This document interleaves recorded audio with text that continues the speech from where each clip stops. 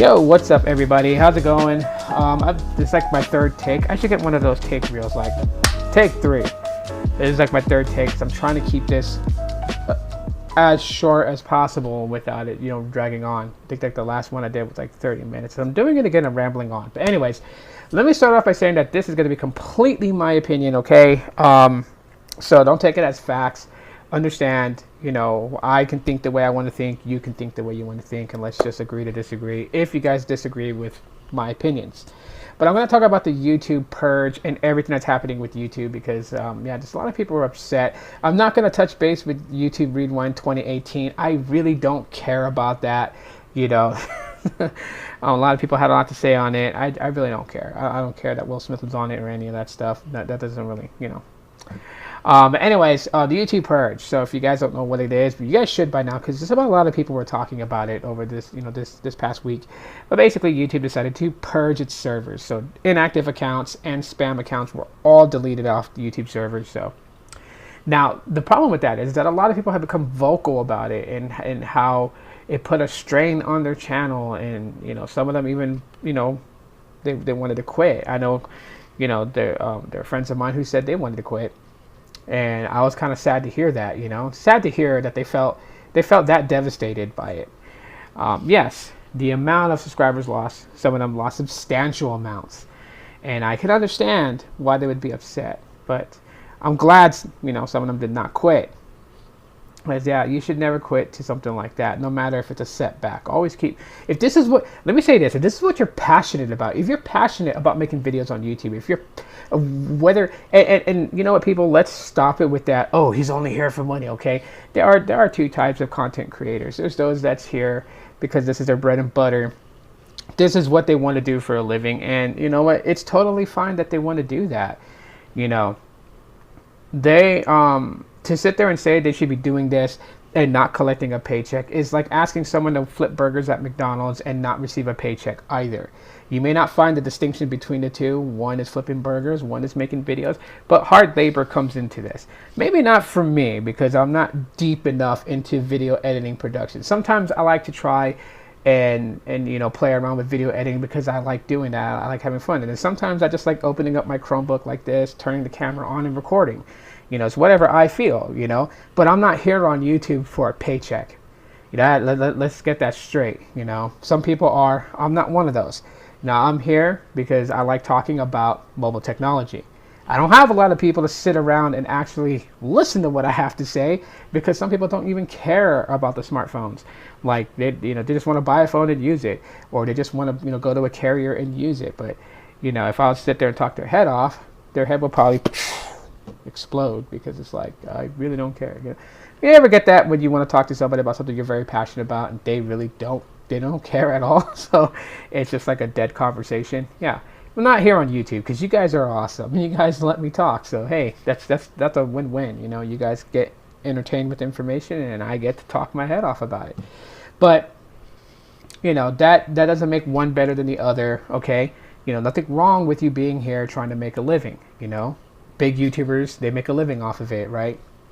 If you're going to condemn a content creator, condemn all of them for doing the same thing.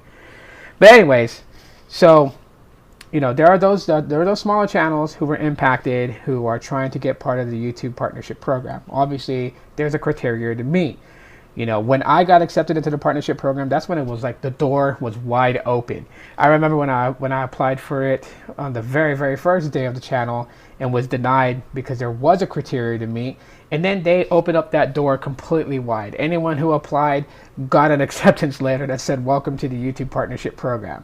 And then they changed it back again where they had some criteria that needed to be met. So some people who came in around that time where the door was partially open and not wide open as it was when I joined, they have to work their way up. Basically, it's showing YouTube that they are serious about this, that they want to be a partner with YouTube. And so you have to grow at your pace. You have to grow your fan base. You have to have so many watch hours before YouTube will say, yeah, you meet the criteria. Here you go. Welcome to the partnership program. Now you can monetize your videos and make some revenue. And let me say this to anyone who thinks that people get paid big bucks from YouTube. No, people get paid pennies, okay? It's the amount of people who view your video and the amount of videos you have up makes those pennies become dollars, become tens, become 20s, become 50s, and become hundreds, okay? It takes a lot of views. I'll tell you that much right now, honest. So, you know, the Purge purged all these numbers, and I'm going to tell people, because I know a lot of people were against it, they were mad, they were upset. I'm going to say that I'm for it. Yes, I know, I'm for the Purge, even if it, you know, it did, and yes, it did impact my account. But I'm for it. Why am I for it? Let me say it from a different point of view, because a lot of people got mad. I didn't get mad, but I looked at it from a different point of view. So this is where it becomes an opinion. You guys don't have to agree with me on it. But I look at it like this. You have a lot of accounts on YouTube servers. A lot of profiles, a lot of channels, right? Some channels are considered spam channels. They're there to basically spam people's videos with trying to provide products and services that they offer. So they will attach their links in the comment section of the video. They will go over and over again. They will comment like 20, 40, 50 times, you know, of their channel or their services for people to click on it and go there so they can get business traffic. Okay, that's spamming. Now you have inactive accounts that are there that had not been used in a long time. So it's not like if you didn't use your channel to watch YouTube videos in the last 60 days, they killed it off, you know. And maybe looked at to see if there's possible activity to come back. But they're talking about like months of inactivity, you know, months of no one signing in. They deleted those profiles. Now, to any YouTuber out there, you wouldn't want any of these dead accounts on your subscriber count at all. Because if you think, yes, you know, say you had 10,000 subscribers, but only, you know, 7,000 are actually active accounts. So you risk losing your subscriber count from 10,000 to drop to 7,000. Yes, disheartening. You'd feel bad. You'd feel sad and upset. But if you kept the 10,000, right? Think of your analytics, especially if this is going to be your way of making a living, your bread and butter. If you're going through your analytics, the data of how your channel performs, right? Then you're not getting a true readout of how your channel performs because it's factoring in all these dead accounts. So these dead accounts are actually impacting your YouTube channel negatively, not positive, negative. It hurts you, okay? I tell a lot of people that, yes, subscriber count plays a role in this if you are trying to make residuals off of this, because it tells you how many people like your channel and are more than likely going to come back, not to every video, but to most of your videos, okay?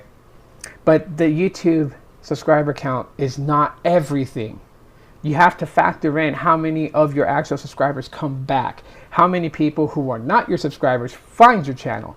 Those things make a play. So you can have, you know, 5,000 subscribers and have maybe say 30% of your actual subscribers constantly returning to watch your videos, and you'll be doing a lot better than someone who has 100,000 subscribers and only gets, you know, 0.03% of their subscribers coming back.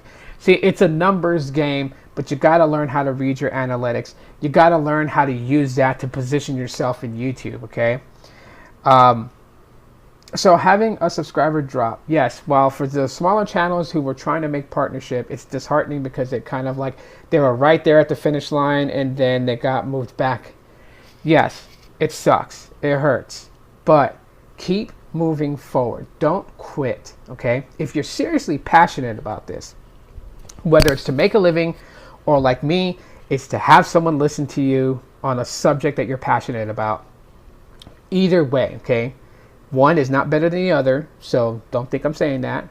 All right, people have different things that they're aiming towards on here, and I'm nobody to judge them.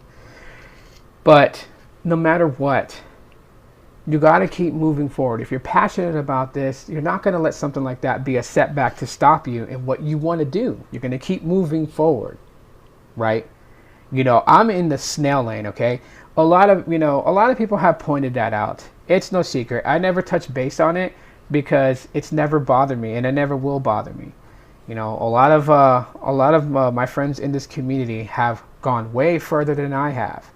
At one point, a couple of years ago, my channel was a lot bigger than theirs, and they just kept growing and growing and growing, and then they passed me. They're in the hover lane, or the carpool lane, or whatever it's called in your city, and they're just zip flying by, and I'm in the snail lane, just kind of coasting along. And to me, I wouldn't want it any other way, because I've made it personally clear to everybody that the subscriber count is not the most important thing for me, but me having people to engage with in conversation, whether they agree with me or disagree with me. It's always fun to comment back and forth, to live broadcast and talk with you guys, and to make videos for you guys to watch and gain some information off of. It's always been a joy for me, and that's all it will ever will be, and I'm totally fine with that. However, for those people who are disheartened, I'm going to say this again. Don't let it be a setback for you guys. Move forward. Google, the CEO, was recently grilled by Congress, and YouTube was one of the things that they talked about. So you have to expect that there's going to be major changes in YouTube based upon the questions that Congress asked the CEO. Certain things like channels that are spamming, channels that are putting up videos that shouldn't be on the platform. And they had to openly express how there's not a person screening all these videos because of how many countless hours of videos are being uploaded. So they have an AI who is trying to find these videos that shouldn't be uploaded, but doesn't mean that everyone is guaranteed caught and deleted. So we could be expecting them to do some major changes to YouTube. And that's really, it's expected. So don't let it get you down. If you're a small channel, don't let it get you down. Keep pushing on. You're going to grow. You're going to grow. As long as your content's good and you're gathering your fan base and you're doing it right, you're going to grow. Hands down, you're going to grow. Don't worry about it. You're good. Just don't quit. That's all I'm going to say is don't quit. So that's my views on the whole YouTube purge thing. Hopefully people didn't get superly offended by it. And yeah, I'll talk to you on the next one. Aloha.